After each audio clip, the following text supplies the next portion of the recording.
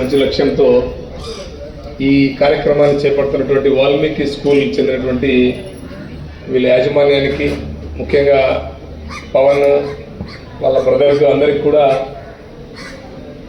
శుభాకాంక్షలు. ఇది చాలా మంచి కార్యక్రమం.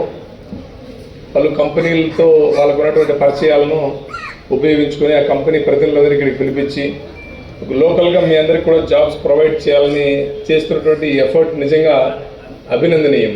చాలామంది జీవితంలో సాధిస్తుంటారు, బాగుపడుతుంటారు, డబ్బులు సంపాదిస్తారు, పేరు సంపాదిస్తారు.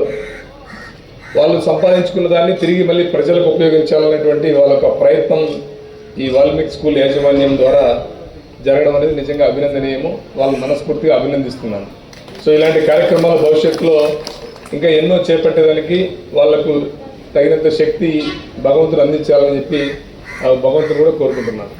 సో మీ అందరికి కూడా ఆల్ ది బెస్ట్. సో మంచి మంచి జాబ్స్లో మీరంతా సెట్ కావాలా, మీరందరూ భవిష్యత్తులో బాగుపడాలా, మీ కళలు నెరవేర్చుకోవాలా, మీకు కూడా శక్తి అంతా భగవంతుడు అందించాలని చెప్పి మీ అందరి తరఫున కూడా భగవంతుడు నేను ప్రార్థిస్తున్నాను. సో పోలీస్ పరంగా ఇలాంటి ఆపర్చునిటీ, ఇంతమంది యువకులు కలవడం నాకు దొరికే అరుదైన ఆపర్చునిటీ. సో పోలీస్ పరంగా ఒక 2 నిమిషాలు మీతో మాట్లాడాలి. ఎందుకంటే ఆల్మోస్ట్ వాళ్ళు ఇక భవిష్యత్తు అంతా మీరే. ఇప్పుడు మీరు రకరకాల ఊర్ల నుంచి వచ్చి ఉంటారు. సమాజంలో రేపు పొద్దున మంచి మంచి జాబ్స్లో జాయిన్ అవుతారు.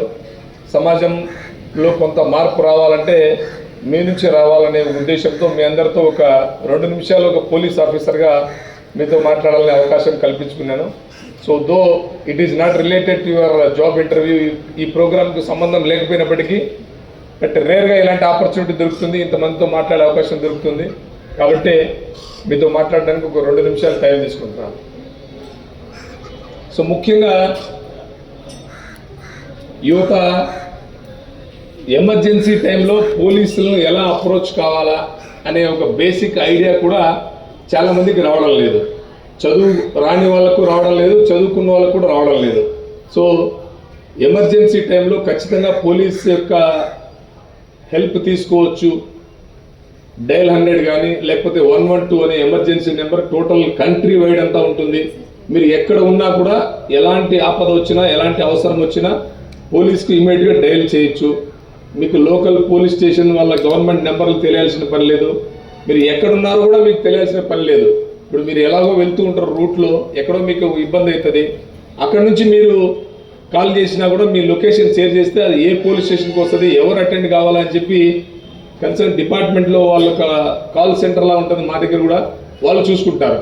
సో దయచేసి ఏ అవసరం వచ్చినా, ఎస్పెషల్లీ మహిళలకు, చిన్నపిల్లలకు, లేకపోతే మీకు మీ ఊర్లో ఏదైనా ఎమర్జెన్సీ వచ్చినా, ఏదైనా గలాట్ జరిగే వాతావరణం ఉన్నా డైల్ 112 ఆర్ డైల్ 100 కొడితే వెంటనే పోలీస్కి వస్తుంది. అలాంటి ఇన్ఫర్మేషన్ ఇవ్వడం వల్ల సమాజంలో చాలా సమస్యలు దూరం అవుతాయి. సో దయచేసి ఎమర్జెన్సీ సర్వీసెస్ను, పోలీస్ సర్వీసెస్ను వాడుకోండి. నెంబర్ 1. నెంబర్ 2, పోలీస్ స్టేషన్కి వెళ్ళడానికి, పోలీస్ స్టేషన్కి రావడానికి, మీరు ఏదైనా హెల్ప్ తీసుకోవడానికి అవమానంగానో చిన్నతనంగానో భావించాల్సిన పని లేదు. Police station is just like another police government office where all people can come easily. ఎలాంటి భయం లేకుండా, ఎలాంటి ఇబ్బంది లేకుండా మహిళలు రావచ్చు, మీరు రావచ్చు, పిల్లలు రావచ్చు, ఎవరైనా రావచ్చు. సినిమాలో చూపించేటే ఉండదు పోలీస్ స్టేషన్ అంటే. పోలీస్ స్టేషన్లో ఉన్నది మీలాంటి రేపొద్దున మీరు చదువుకున్న వాళ్ళంతా, మీరు చదువుకొని నాలాగా పోలీస్ ఆఫీసర్ కావచ్చు, ఇంకా నాకంటే పెద్ద పోలీస్ ఆఫీసర్ కావచ్చు. సో నేను కూడా ఒకప్పుడు మీలాగా చదువుకొని అక్కడ కూర్చున్నవాడిని ఇక్కడ వచ్చాను. కాబట్టి పోలీస్ స్టేషన్ అనేది ఎవరు పోకూడని ప్రదేశం ఏం కాదు, అలాంటి మనం పోతే అవమానంగా ఫీల్ అయ్యే ప్రదేశం కాదు. పోలీస్ స్టేషన్కి ధైర్యంగా రావచ్చు, అవసరం ఉన్నప్పుడు పోలీస్ స్టేషన్ తలుపులు ఏ టైం అయినా తట్టచ్చు. నెంబర్ 2. నెంబర్ 3, ఈ మధ్య కాలంలో కదిరి టౌన్లో నేను వచ్చిన తర్వాత చూస్తే అక్కడక్కడ చిన్న చిన్న గొడవలు చేయడము, తాగి అల్లరి చేయడము, ఇలాంటి వాటి పట్ల చాలా కఠినంగా ప్రవర్తిస్తున్నాము, చాలా కఠినంగా వ్యవహరిస్తున్నాము. సో ఎవరు కూడా గొడవల జోలికి, ఈ తాగి అల్లరి చేయడాలు, బైక్ రేసింగ్లు ఇవన్నీ కూడా చేయకూడదు. ఇవన్నీ కూడా మీకు కూడా హానికరం.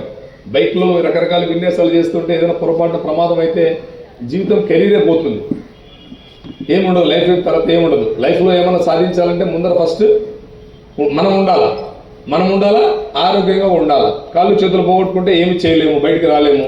సో భగవంతుడు మీ అందరికీ ఆరోగ్యము అన్నీ ఇచ్చాడు. సో వాటిని కాపాడుకోవాల్సిన బాధ్యత కూడా మన మీద ఉంది. దాని తర్వాత ఏమైనా సాధించగలుగుతాం. సో ఎవరు కూడా ఇలాంటి వాటికి పోవద్దండి. అండ్ మోర్ ఓవర్ ఇప్పుడు సమాజంలో అతిపెద్ద సమస్య మత్తు పదార్థాలు, డ్రగ్స్, గంజాయి, వీటికి వల్ల సమాజంలో చాలా పెను ప్రమాదం తలెత్తుంది. మీరు కదిరి నుంచి ఎక్కడెక్కడో జాబ్ చేయడానికి పెద్ద పెద్ద మెట్రోపాలిటన్ సిటీస్ కూడా వెళ్ళొచ్చు. అక్కడ వెళ్ళిన తర్వాత గర్ల్స్కి, బాయ్స్కి అందరికి కూడా ఇదేదో పీలిస్తే చాలా బాగుంటుంది, ఇది తాగితే చాలా మత్తు వస్తుంది అని చెప్పి రకరకాలుగా, లేదా జాబ్ టెన్షన్ తట్టుకోవడానికి ఇది తీసుకుంటే కాసేపు జాబ్ టెన్షన్ రిలీవ్ అవుతామని చెప్పి చిన్న చిన్న ఏదో ఒక ఆలోచనలతో మీకు అలవాటు చేస్తారు. ఎవరు కూడా పొరపాటును కూడా వీటికి బానిసలు కావద్దండి. చాలామంది ఆరోగ్యాలు, కుటుంబాలు అన్నీ కూడా దెబ్బతిన్నాయి వీటి జోలికి వెళ్ళిన తర్వాత. అండ్ మోర్ ఓవర్ ఒక సినిమాలో, ఈ మధ్య ఒక పోలీస్ సినిమాలో ఒక సీన్ చూశాను. ఒక అమ్మాయిని డ్రగ్స్కి బానిస చేస్తారు. డ్రగ్స్కి బానిస చేసి ఆ అమ్మాయి పైన పాశవికంగా చాలామంది ఆమె పైన లైంగిక దాడులు చేసి ఆమెను రకరకాల ఇబ్బందులు పెడుతుంటారు. ఒక రోజు ఆమె చనిపోతుంది, సూసైడ్ చేసుకొని చనిపోతుంది. ఆమె చనిపోతే పోస్ట్ మార్టంకు డాక్టర్ దగ్గర తీసుకెళ్తాడు హీరో, దాంట్లో పోలీస్ ఆఫీసర్. ఆ డాక్టర్ని అడుగుతారు, సరే డాక్టర్ ఎలా చనిపోయింది ఏమో, ఏంటి ఏమో అంటే ఆ డాక్టర్ ఒక మాట చెప్తుంది, ఈమె చనిపోయి బతికిపోయింది, ఈమె బతుకున్నప్పుడు డ్రగ్స్ అన్ని బానిసలు చేసి ఈమె పైన మల్టిపుల్ పర్సన్స్ చాలా ఘోరంగా ఈమెను దాడి చేశారు, అన్ని లైంగికంగా వేధించారు, ఈమె చనిపోయి బతికిపోయింది అని చెప్తారు. So it shows the magnitude of the bad impacts of drugs. పొరపాటున ఎవరైనా మహిళలకు మత్తు మందులు ఇచ్చి వాళ్ళని ఏ రకమైన నేరాలు చేయమంటే ఆ రకమైన నేరాలు చేస్తున్నారు. మీరు రీసెంట్గా చూస్తే చిన్న పిల్లలు, 10th క్లాస్ చదివే పిల్లలు తెలంగాణ రాష్ట్రంలో వన్ వీక్ బ్యాక్ ఒక ప్రిన్సిపాల్ని చంపేసి ఆ డబ్బుల కోసం.